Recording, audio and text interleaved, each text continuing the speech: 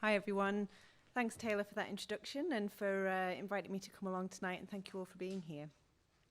So I'm going to try and set the scene for the rest of the talks this evening and just give a brief history of Windermere in 14 minutes and its current pressures. So buckle up. First of all, just a little bit about the Freshwater Biological Association. So the FBA was formed in 1929, so we're fast approaching our centenary in 2029, and we are dedicated to understanding and protecting freshwater environments across the world. So just a small objective there. We do this through our science-based projects and also our citizen science. So our science-based projects include species recovery and also citizen science. So if any of you have helped us with the big Windermere survey, which I know a lot of you in the audience have, thank you very much. But also our training and advocacy side of things as well. So we run training courses, we run knowledge exchange events, and we also have a long history of publications which look into identification of different freshwater taxa and anything from geology, cryopreservation, the list goes on. So we have a long history of scientific publications. We inspire local and global action to protect freshwater ecosystems through science. And this slide just gives you a bit of a background into what our history kind of entails. So as I mentioned, we are nearly 100 years old, and a lot of the history of the FBA has been built on freshwater science. So anything from fish research, research on zooplankton, phytoplankton, so algae. We've done research into salmon migration in the River Frome. So we also had a river lab until recently. Down in Dorset as well. So the Windermere lab was the lake lab, and the River Frome site was the river lab. We've also recently started to move into species recovery as we move into this period of this biodiversity and climate crises. We are deeply involved with now species recovery programs. So our freshwater pearl mussel arc has been going for over 15 years now, and we're starting to see the benefits of that and starting to do conservation translocations back into the wild. And this is something that we're going to be focusing on, not just for the freshwater pearl mussel, but other species in future too. 2016 saw the kind of arrival of citizen science at the FBA with the arrival of the Riverfly Partnership. So the FBA is the host of the Riverfly Partnership, which aims to look at how riverflies how riverfly populations are in our freshwater ecosystems, and to basically use them as the canaries in the coal mine to identify where there are issues. And that's a huge citizen science project, probably one of the largest in the UK. And I know there probably are some riverfly citizen scientists in the audience as well. So thank you again. And of course, I have to mention the big Windermere survey as well. So we're coming up to our 8th big Windermere survey. That'll be 2 years worth of data collection.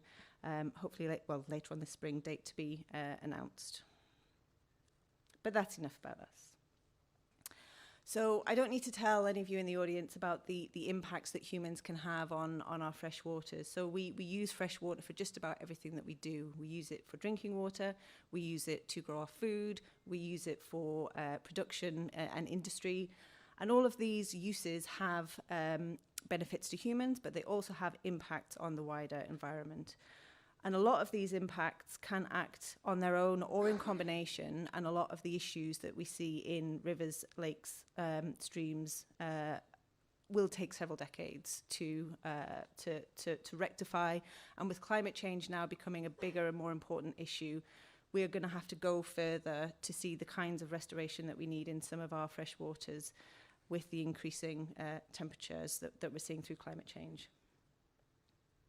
So just to touch on some of the pressures that Windermere faces, and just to kind of give you a rough kind of characterization of what Windermere and the wider Leven catchment looks like. So this map here shows the entire Leven catchment within which Windermere sits.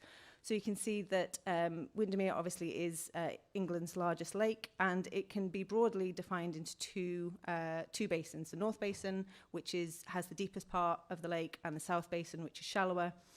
And whilst it is one large lake, the two basins do act kind of separately. They have slightly different geologies, they have slightly different characteristics, which mean that the pressures within them act differently within these two basins.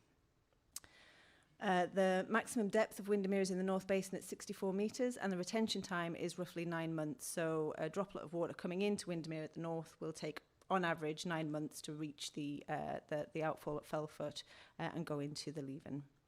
Human actions have been recognised within the catchment for at least the last 5,000 years, and we've seen this through land use change, clearances for agriculture, for forestry, and for urban sprawl as well. So I don't need to tell anybody in the room about Windermere's reputation. It's one of the best studied lakes in the world, with records dating back to the 1930s when the FBA started a lot of the long-term records, monitoring records that we have for Windermere and continue to this day by UKCH. It's obviously an ecologically important lake. It has a lot of very important species in it, and some species which are particularly vulnerable, like the Arctic char, which I will touch upon a couple of times in this talk. It's obviously a major destination for tourism and recreation. I know there are a lot of open water swimmers here tonight as well. And concerns have been raised about the health of the lake, not just recently, but in past decades as well. So we've known for a while that the ecology of Windermere has been changing. And we've been involved in research to better understand how the lake functions and what the pressures on Windermere are.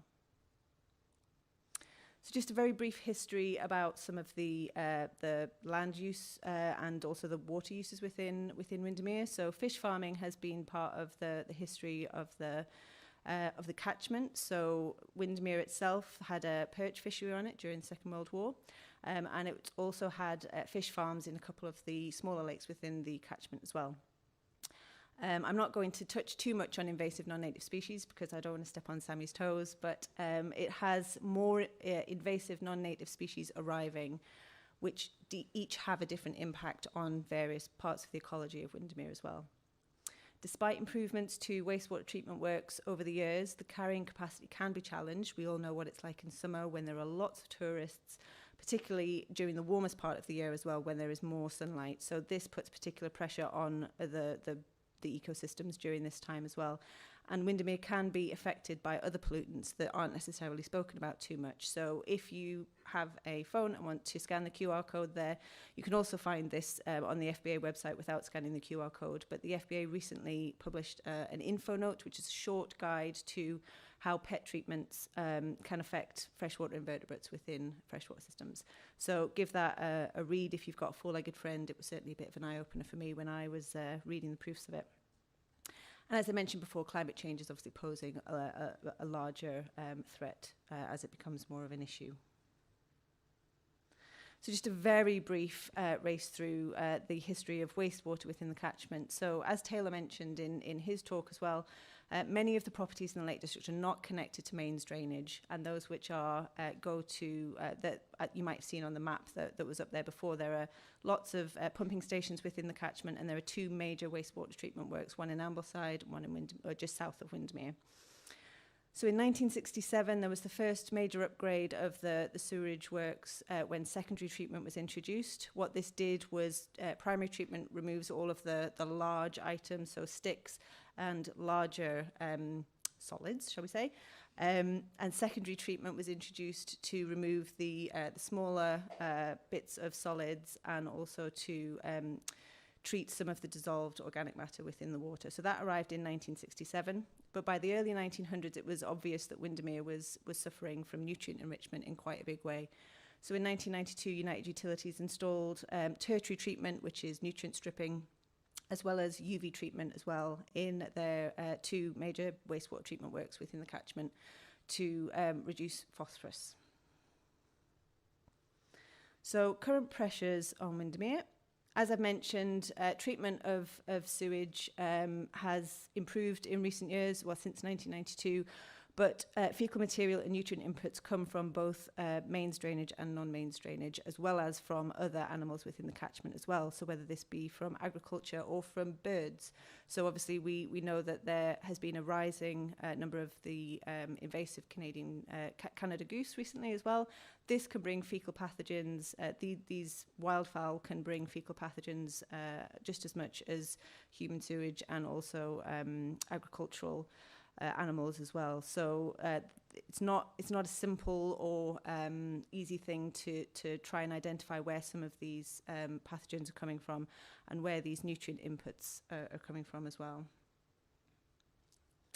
Land and water use change. So as I mentioned, within the catchment, we've been intensifying land use within the catchment for the last 5,000 years or so. And this can bring pressures at different times of the year. So, for example, forestry and agriculture within the catchment, depending upon the local weather conditions, which can be exacerbated by climate change, there could be issues with soil runoff being a particular problem during potentially winter, when if there are a high volume of rainfall. And also the extent that land use affects water quality depends largely on how the catchment is managed. So whether land is drained for agriculture or for forestry, and how when it comes to obviously harvesting things like trees and also crops, how that is done, and the local weather conditions at the time as well. So again, I'm not going to focus too much on invasive non-native species, but just to say that we are seeing more arriving every year. So species of particular concern are roach and ruffy, for example. So a couple of fish species that have arrived in Windermere within the last few decades. So these can have important effects on the overall functioning of the lake, where these species eat zooplankton, which are small animals that would normally eat algae. So if you don't have those predators eating algae, then you find that algae can proliferate more and potentially bloom more often, as we are tending to see. As I mentioned as well, the warmer temperatures driven by climate change can mean that algae blooms or the ecology of lakes in particular can shift, particularly if there are inputs that can't be controlled. For example, large flocks of Canada goose can drive both nutrient and things like E. coli and Enterococcus entering the water. Climate change, I could probably talk about this for hours because it's such a huge thing that we don't fully understand yet. But obviously the way in which climate change will affect Windermere is still unfolding. However, we do know that the lake surface water temperatures are increasing. We know that during periods of prolonged dry weather or drought, that the way in which the lake functions can mean that algae bloom a lot more often than they did before. And we know that it can also cause problems with dissolved oxygen at depth as well.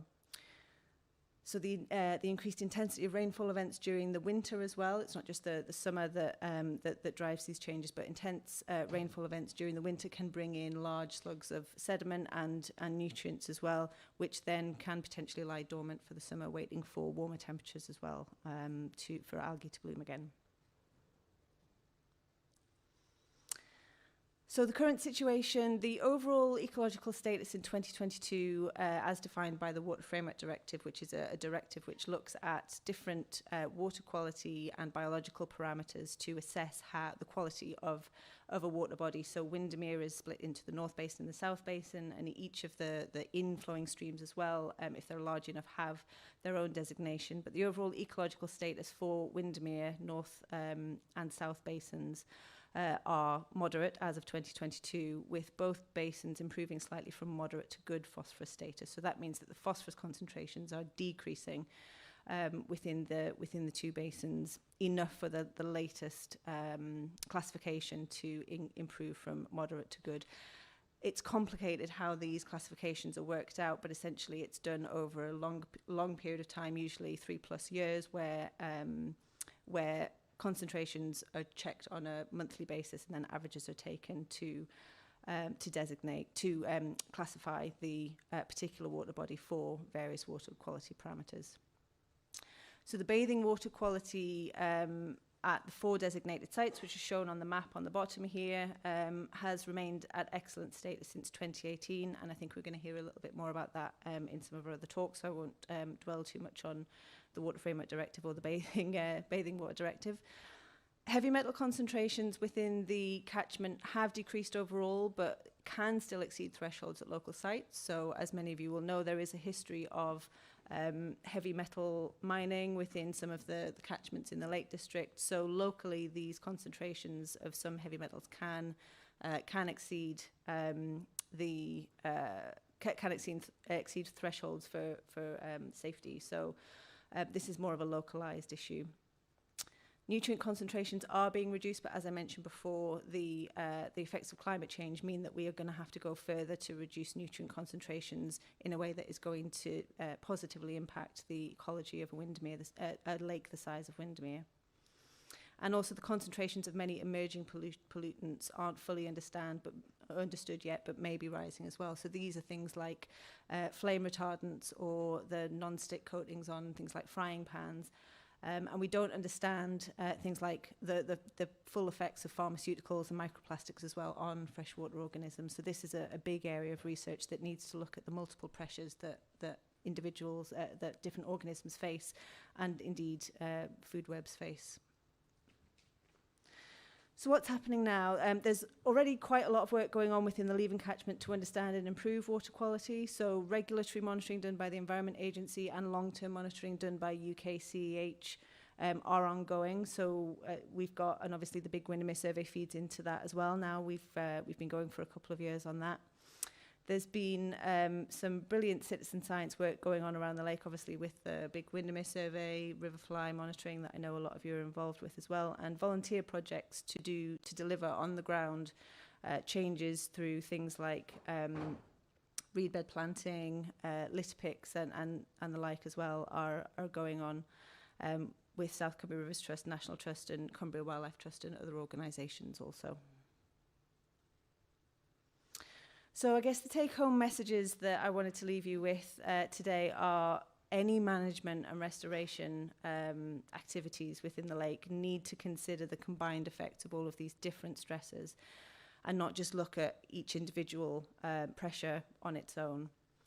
Improving the ecological health of the lake will require nutrient inputs to be reduced from all of the sources that we know about and to identify sources that we don't yet know about. And I think one of the take-home messages for what Ben is probably going to say as well is that the big Windermere survey is such a great way to get involved in something that looks at the both the spatial and the temporal coverage of a lake the size of Windermere and a catchment the size of the Leven catchment. Climate change, as I've mentioned, management and restoration needs to go further because climate change is having a large impact on the lake and will continue to do so for the rest of our lifetime anyway. Potential impacts to human health also need to be understood. Obviously, there are a lot of open water swimmers in here as well. We need to understand how these multiple pressures interact to create pressures on human health as well as ecological health of the lake. Lakes are sensitive to these multiple human pressures and operate at different scales in space and time, and so the interventions that we put in need to be mindful of that and may need to change over time as well. It's not going to be a fixed solution that will stay the same throughout. So the final slide that I've got here, again, if you want to scan the QR code, it will take you to the State of Windermere info note that the FBA published a couple of years ago now, but it's still very relevant. You can find this on the FBA website again, but this is a really neat little info note which takes you through the history of the Leven catchment from 14,000 years ago.